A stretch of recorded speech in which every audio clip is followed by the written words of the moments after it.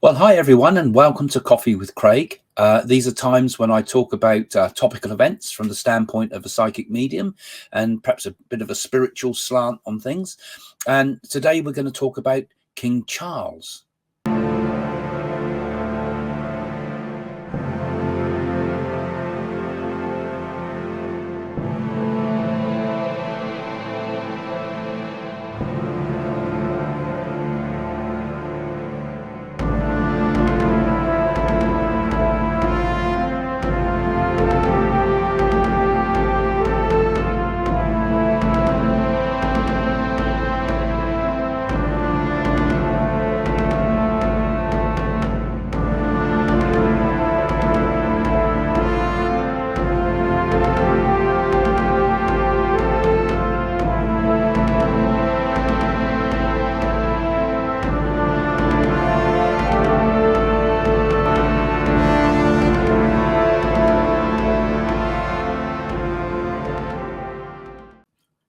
Now, I've spoken about King Charles a number of times, particularly on the video I did about Charles and Nostradamus and the predictions of Nostradamus and Charles, and also on the Craig and Jane show and other snippets throughout some of my transmissions.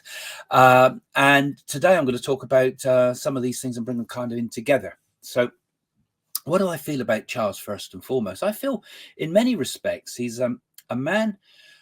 I feel a bit of a sadness for Charles when I tune into the future to feel what is going to happen.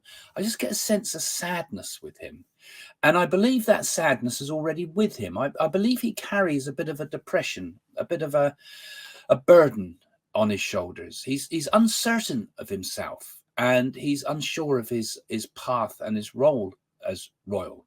Of course, he's had his whole life to think about this, and in many respects, I suppose if we had our whole life ahead, thinking about this particular point, this coronation, you can imagine how much overthinking any of us would have done when we get to that role, and then suddenly, what you've hoped for all those years is suddenly there. I think it's kind of quite a big burden. And I feel with Charles, he carries with him a source of depression. And I believe this will show itself perhaps in his reign. So perhaps Charles does have legitimate worries to be a bit depressed, actually, because the name Charles is somewhat unlucky when it comes to kings, just like the name Richard was somewhat unlucky. But King Charles the First was, of course, beheaded by Oliver Cromwell's lot during the English Civil War. And he had a bad reputation. He used to believe in the divine right of kings, did Charles I, and that he had kind of a right to rule and that was ordained by God, you know. And so perhaps Charles is a little bit like that in some ways. I think Charles himself does even believe that it's an unlucky name. Because even Charles II, who was seen as a much more jolly sort of character, but his reign was beset with difficulties. He was unlucky. He wasn't able to have a legitimate heir, and two great things happened in his reign. We had the Great Plague in 1665, and the Great Fire of London, of course, which took place a year in 1666. Both of these happened in the reign of Charles II. And as I say, I feel that in Charles's reign, there may be another propensity towards accidents, both within the royal family, but maybe in the world at large. One of the things that I have spoken about and feel is that there will be a fire of some sort, not like the Great Fire of London, but one of the palaces, Sandringham possibly, or it could be Balmoral as well. One of those royal households, they're not palaces, one of the royal households will have a major fire. And back in the days when Jane and I used to do the Big Breakfast Show, and we used to predict next week's news today. And then the next week we'd look at the news and what happened and what we got right. One of the things we picked up on was the Windsor royal household going up in flames. And I saw something similar to this happening. I saw a similar thing to the Windsor fire happening to one of the royal households. So let's think about the coronation itself. I did get it right before in one of my videos. You remember when I said that Harry would come to the Harry alone would come to the coronation. Meghan would make the excuse, I said. I'm saying there's a birthday party. So the birthday party is obviously her genuine reason for not coming to the event. So that hopefully will not become such a controversial and difficult thing. I think Harry's nose will be absolutely put out by the fact that he will not be seen as the same level of royal status. He will show himself on the balcony. He'll be on that balcony shot. But that's about it. You see, Charles is a Scorpio. And when someone hurts a Scorpio, they don't normally react immediately. They wait, they simmer, and revenge is best served cold. I think Charles is the sort of person who will wait, and if he has anything negative about Meghan or any of the royal family, and particularly with Prince Andrew and so forth, I think he kind of waits and then he does the dirty on them later, So I think there's a certain revenge side in Charles. He does genuinely want Harry to be part of the royal family, but I should imagine by now he is furious by Meghan. And when the time comes, as I predicted before, that Harry and Meghan break up and divorce, I think you'll feel the full weight of his revenge. So there's a silent revenge that I feel with Charles that he would even show in his own family in times to come. But saying that, I still feel a bit sorry for him in some ways. I mean, he's been a bit of a maverick as a prince with everything that happened with Diana, and I think Camilla actually will become have much more respect in the public eye. When I think about it, I often think, what was it if it was the other way round? What if excuse my cough again. What if it was the other way round? What if Camilla had been the first wife? Couldn't be because she was divorced at the time or married at the time. What if Camilla had been the first wife and Diana had been the second? Our whole view of them would be totally reversed, wouldn't it? We'd have a very different view because we get sort of distracted a lot by the fact that Diana was an absolute beauty. And the idea of a perfect princess, we get sucked into these they encourage it with all the pageantry and everything. We get sucked into this fairy story idea. But I actually think that Camilla will become a very strong support for Charles. She is now, but will be seen really as the power behind the throne in many ways, because although she's been very quiet and taken a background role and stood in the shadow of Charles, I think the public will actually see her as being a symbol of loyalty ultimately, and will actually get respect. Now, these are not necessarily my views, but this is what I feel the public will feel in the way forward. So as a person, I see King Charles as being a person who will be a very dutiful king. He will be not a strong king, though, and I'll come to that in a moment. But let's just say a few things first about the coronation itself. There will be disruption. I think that's pretty obvious from the news that there's already disruption brewing in the background, with all these various groups wanting to carry banners and stick themselves to pavements and things, and every small little group is going to try to make its voice heard. I don't think they'll succeed very well. But I did say this would happen before, and this seems to be in the news now that it could do. But I did say also there'd be problems with Scotland. And you remember I said about the Stone of Scone, that there would be disruption with that. And I think I put something up about this before. But the Scots did actually complain about the Stone of Scone, and there was, protests about that. But I get the feeling there will be some disruption with the Scots. Something to do with the Scots. I'm not sure what I'm getting, but something to do with the Scots. All right. So that's one thing on the coronation day itself. The rest of it will go reasonably to plan. You know, I mean, huge police presence there. A lot of people having their noses put out, though, particularly people from the aristocracy that would hope to have had an invite to a front seat or something at a time when, you know, it's a prelude perhaps to the reform of the king's attitude to the aristocracy and his ideas of inclusiveness. You know, he wants to be the king, the king and defender of all faiths, which in a way waters down his role a bit and has already caused a bit of consternation with the Christian people. I think it is a good idea to be inclusive, but this does kind of in a way also weaken him, because as a king, he is a symbol of the country. He is a symbol not just of the country now, but he's a symbol of the history of the country that goes right back to the first kings of England. And although there's been various lineages of the kings, like the Plantagenets and so forth, he still represents England and the British Isles, and he's a symbol for all of us, a uniting factor for, you know, all the wars that split the country apart, between wars with Scotland and so forth.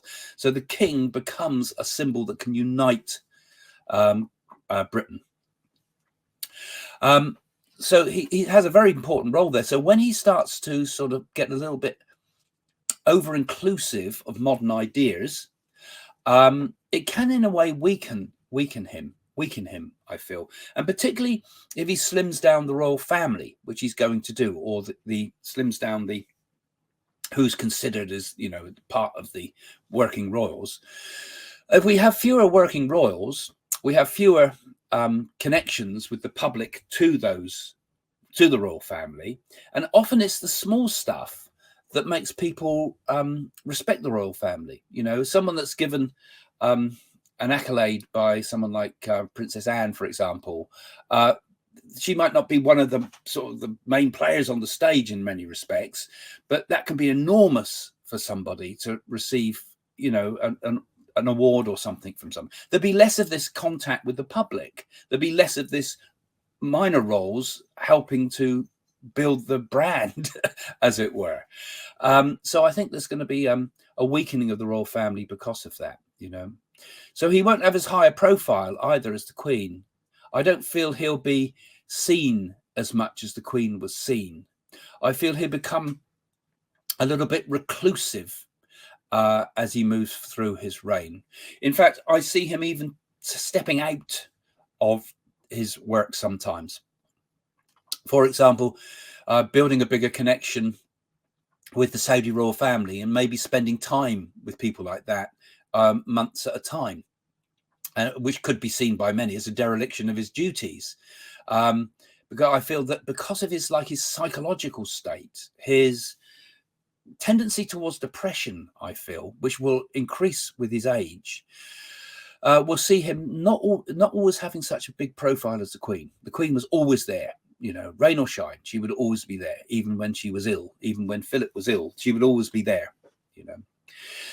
So I don't see Charles as having quite that power of a symbol as a representative of what Britain is and what Britain is to the world. So I see this very depressed feel with him, hidden fears, filled with a lot of self-doubt. Now, during his reign, I feel there's going to be an accident of some sort. A accident that is going to involve something like an aeroplane or some form of transport where a group of people are carried together. And I don't think it happens to Charles, but I think it happens to some of the other members of the royal family, possibly William and his family. And although I don't see a death from this, I do feel there's been a big shock from it, put it that way, a big shock from it that could make Charles rethink that perhaps I should give him a chance, but let the younger person go on the throne, because I'm not enjoying it as much as I thought I was. And I get the feeling that he may, Charles, I feel, in due course, will abdicate. He will not see the very end of his throne, to the end of his, he won't be on the throne to the end of his life. I think he will abdicate. How long? Well, it could be within 5, possibly to 10 years. But I don't see him having a long kingship.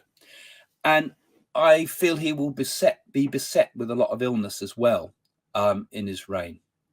Now, just going back to this accident thing again, there has been sort of thoughts about the fact that there's a strange sort of, if you follow some of the teachings of the sort of fixed star astrology, some of the astrologers have suggested that there's the star called Algo that is conjunct with Venus in his chart. And this is known as the Medusa star or the demon star. And it warns of sudden tragedy and accidents. It's exactly the same as what Diana had. She had the same conjunction, you know. So this might be of concern for those that are astrologers, and those that know about this, put a little bit more in the comments below if you've had some thoughts about that. But it could suggest that there is a potential problem with the royal family with potential accidents in the future. So this may be something that we may see as time moves on. I see the Commonwealth not completely breaking up, but I do see more countries leaving. Sadly, I think, because I think the Commonwealth is quite a good idea. I think Jamaica will leave in 3 years, perhaps 2 to 3 years' time. Even Australia may consider leaving, or certainly having a referendum in about 3 years' time. I have spoken of other things, though, later on, where in some of my other predictions, where I see an amalgamation of many of the English-speaking peoples of the world, something that may take over from the Commonwealth as time goes on, something that involves Australia, something that involves Canada, something that involves America, something that involves Britain, but also involves strong English-speaking countries like India, who have a second language of English. I feel a kind of like a new Commonwealth forming, not British Commonwealth, but more like a European Union type thing, which may overshadow the role of the Commonwealth during the King's reign. But we may nonetheless see a change of the Commonwealth, partly breaking up and ultimately merging with this new thing that I see appearing on the horizon in the future, possibly with a role for the King, even, you know, it's like, you know, companies merging. Commonwealth merges with this other organization that's going to be there in the future, but we don't know what it is yet. It's not there, but it's going to be something like that, I feel. And it's very positive for the world too, very positive for the world. But in a way, this will also again in some ways weaken the role of a royal. So other than going on and talking about William and his future reign, that's something I think I'll reserve for another time. Those are my main predictions about King Charles. Do put any comments below in the comments section, because, you know, any questions you might have and thoughts you might have. And I didn't do this one live today, so I can pick up those questions and we can make those into another video later. So put your questions in now when we finish the show. And I'll do another one. We might do a live just at the time of the coronation or very close to it. Okay, thanks for joining me. Thanks for joining Coffee with Craig. Don't forget, like, subscribe, and give it a thumbs up and all those things. And see you next time. Bye for now.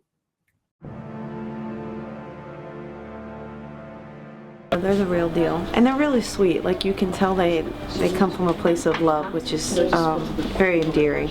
I know. You know a charlatan, and especially in Los Angeles, you know when you're meeting shady people. These guys are the real deal, no doubt. Yeah. Everything about the reading was just spot on, down to the colour. She gave the colour blue, which was very prominent because we wore blue to the funeral, and it was his favourite colour. So I've seen a lot of mediums before. I was very impressed with them. Very, very good connection. I couldn't believe the connection I got tonight. We're definitely talking to our loved ones. He said about the photograph, well, I had all them, and he said to me, you've got that in your bag. And I did. I had everything in my bag, they said. When I went outside for a break, and I said to Carol, they know things that nobody else knows. Now, where was I up the back there? She was spot on. Everything was right. It all meant a lot to me. She had my father's name, everything, things about my brother. There's been problems with my brother. And I'm so glad to hear of them both. My father, he was doing this. I'm just glad he's friends with me because things happened. It's all just a bit emotional.